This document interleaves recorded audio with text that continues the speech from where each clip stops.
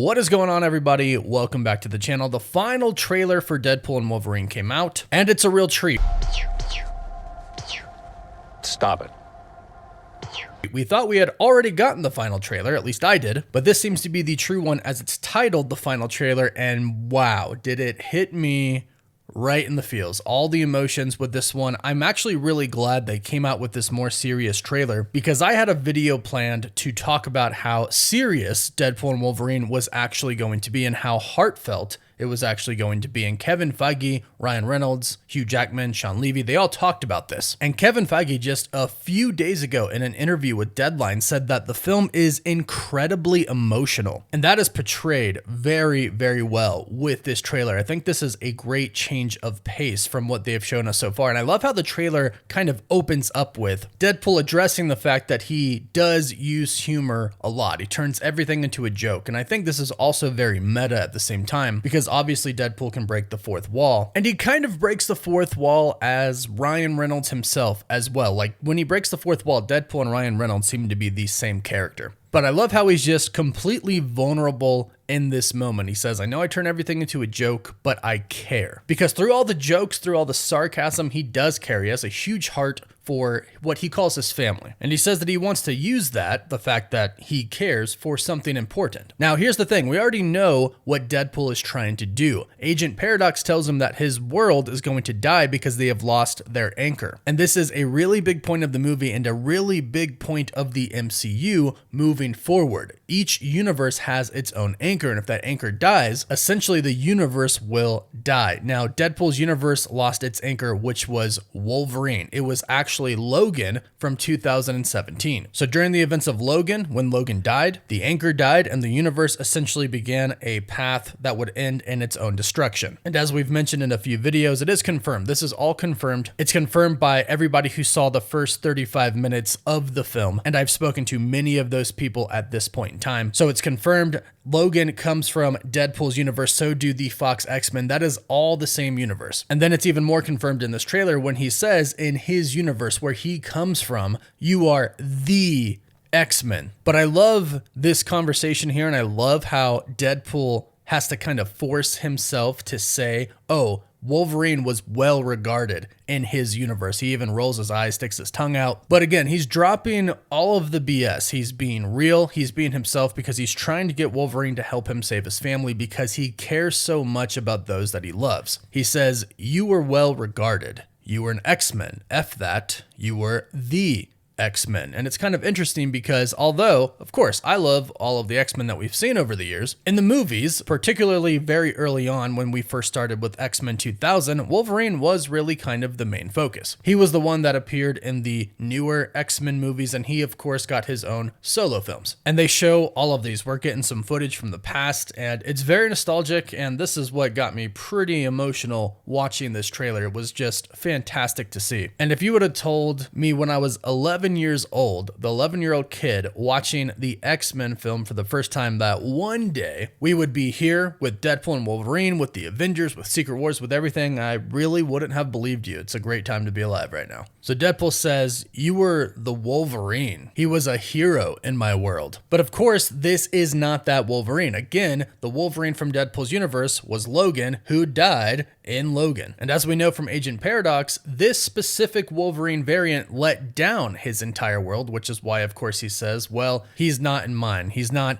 anything in my universe. And he's referring to himself here, of course. And to make things even more nostalgic and even more emotional, this Wolverine says, Scott used to beg me to wear this suit. Scott, of course, being Scott Summers, aka Cyclops. I do find it kind of funny though how he says Scott used to beg me to wear this suit, and we are seeing Giant Man, aka Scott Lang's corpse here. So he's talking about Scott Summers, but they do show a Scott Lang, well, at least a dead Scott Lang at the same time. Then he says, so did Storm and Beast. Like his family used to beg him to wear the suit. And this is actually an incredibly important part because this is specifically why Deadpool chooses this variant of Wolverine. Because we know Deadpool is going to visit a lot of different variants of Wolverine until he stumbles across this one. And when he stumbles across this one in the bar, he actually sees that he wears his yellow suit, this classic yellow suit, under his actual clothes. That is why he chooses this particular Wolverine. This Wolverine wears the suit under his clothes because the family that he let down always begged him to wear them. They begged him to wear the suit. So now that his family is gone, he wears it all the time as kind of a respect for them. But of course, it also kind of haunts him at the same time. But Deadpool sees this and he realizes, since he has that suit on underneath, he really does care. And that's what Deadpool needs right now. He needs somebody, he needs the Wolverine specifically, to care about his own cause because he cares. And that's really what we're getting here in the beginning of this trailer. Deadpool pouring his heart out, stating that he cares, and he's begging Wolverine to care. And it is a big part of Wolverine's guilt. He says, but I couldn't have them thinking I wanted to be there. Meaning he had to be the tough guy, right? He didn't want to wear the suit because he didn't want them to think that, oh, he wanted to be a part of the team. He wanted to be an X-Men, even though of course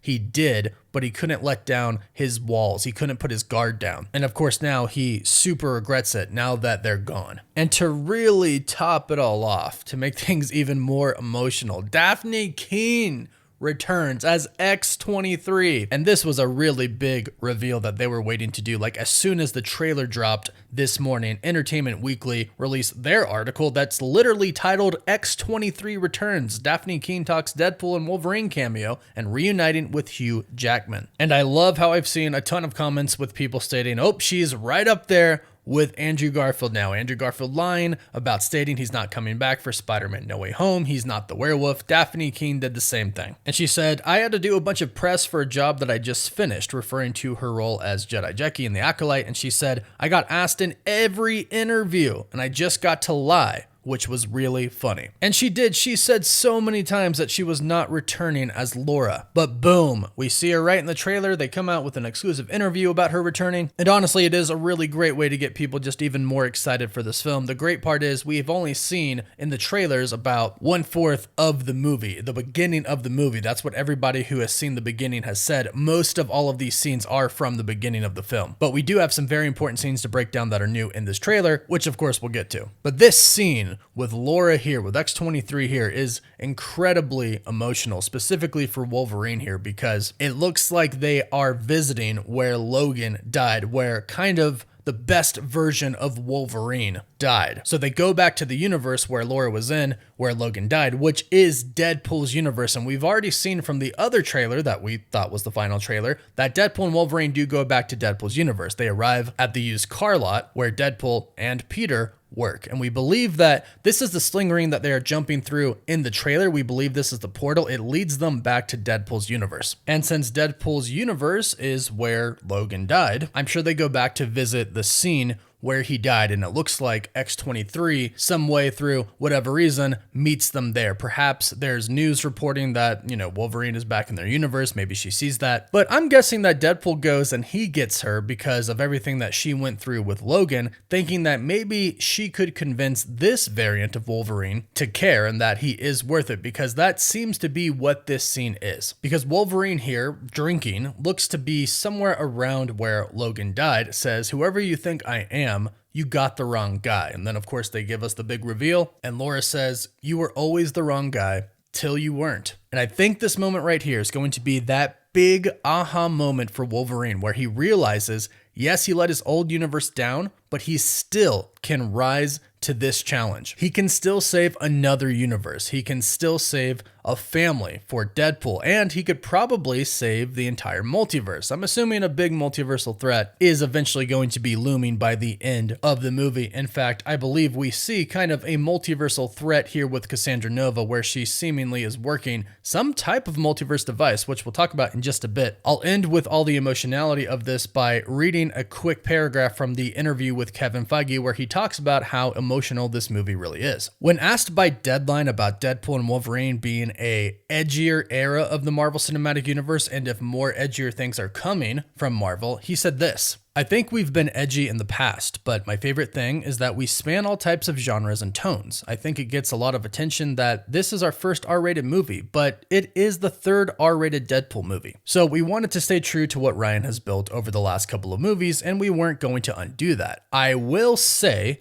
Hugh and Ryan have talked about this, and I think people can tell from the trailer and from the press tour so far, yes, it's rated R. Yes, there's some language and blood, but the film is incredibly emotional. I keep calling it the most wholesome R-rated film that anybody can ever see. It really is a celebration of friendship and family and of found family. I don't want to overdo it, but for all the R-rated raunchiness that gets attention, when people see this movie, it's going to be about how heartfelt it is. In my opinion, much more than the first two Deadpool films. That's what I'm really excited about. Once people get past the F words and the R rating, to see how sweet it is. I read that and I thought that, wow, that's actually going to be pretty amazing if they pull this off really well. And then after seeing this trailer right here, they have already totally pulled it off, even just with this trailer of how emotional it made me get. So I'm so excited for this. More excited than ever now after seeing this trailer and the emotionality of it all. Now, going past the emotionality for just a little bit, there are a few scenes that are really important that we have to talk about. One is the scene with Cassandra Nova, where she is working some type of device. I've heard some people say, oh, since she is kind of the twin sister of Professor Charles Xavier and he has Cerebro, this is a version of Cerebro that she has possibly built or found somewhere. But the biggest thing I want to point out about this scene is it does seem like she is altering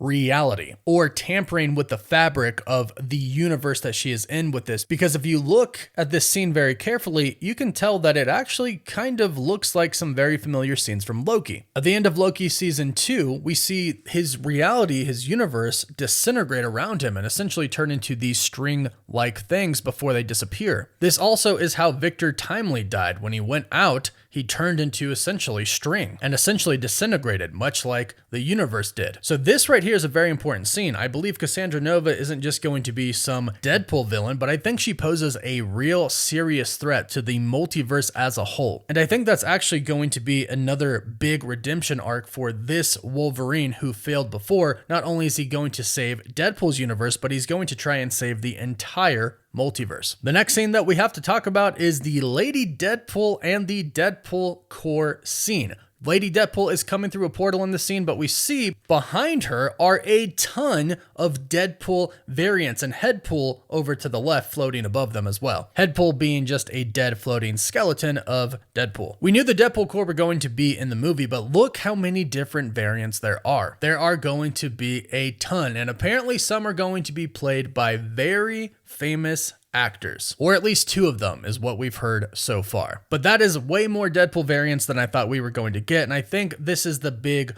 portal scene that some insiders talked about for a while now, that this was going to have kind of a parody Avengers Endgame portal scene, where a lot of different variants of X-Men, Deadpool, etc. come out of a lot of different portals for a final fight. That seems to be what we are seeing here. And last but not least, the final scene is Deadpool and Wolverine in a car, and Deadpool is shooting Spider-Man webs, or pretending to shoot Spider-Man webs at least. And this really has me thinking about Tobey Maguire. X-Men 2000 and Spider-Man 2002 are really what kicked off everything, and Tobey Maguire and Hugh Jackman are viewed as icons for comic book movies, and we've heard that Tobey Maguire might be making an appearance in the movie. It's not confirmed yet. It could be in the post-credit scene, but it looks like here they could even be referencing him, because obviously what Deadpool is doing with the way his hands are shaped, he is shooting fake webs here. So we know this movie is going to be cameo-packed already. We already see how many Deadpool variants there are going to be. We have Dafne Keen returning as X-23, big reveal of this trailer, and Wolverine even mentions Scott, Storm, and Beast. So it's going to be even more emotional when those variants from another universe who aren't dead